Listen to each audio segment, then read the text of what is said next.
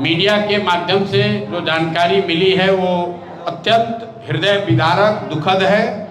हम लोगों की जितने भी परिवार के जो हताहत लोग हैं, घायल हैं या जिनकी मृत्यु हुई है, उनके लिए जन सुराज परिवार की ओर से हम लोग संवेदना व्यक्त करते हैं।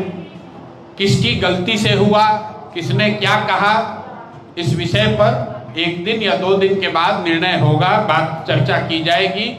जहां तक सरकार और स्वास्थ्य मंत्री की बात है तो ये कोई पहली ऐसी घटना नहीं है। चुनाव के बाद आपकी जानकारी के लिए बता दें, चुनाव के बाद 50 से ज़्यादा बिहार के नवयुवक देश के अन्य राज्यों में काम करते हुए उनकी मृत्यु हुई है। उस पर सरकार ने कोई टीका टिप्पणी नहीं की। नीट की छात्रा के साथ रेप और मर्डर हुआ, उस पर भी सरकार ने टीका टिप्पणी नहीं की। अभी 5-10 दिन पहले बेगूसराय के एक परिवार के साथ मध्य रात्रि में पिता के सामने बच्ची को घर से खींचा गया, उस पर भी आपने सरकार की कोई टीका टिप्पणी नहीं सुनी।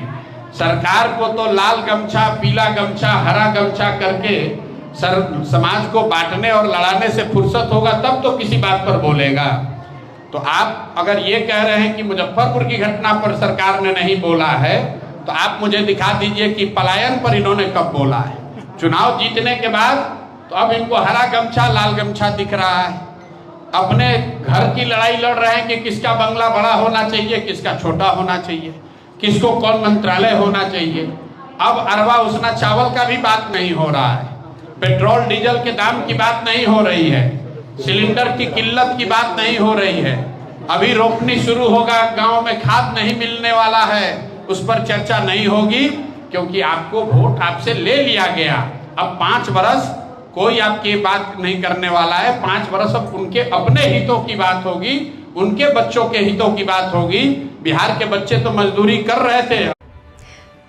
वीडियो को लाइक और सब्सक्राइब जरूर करें।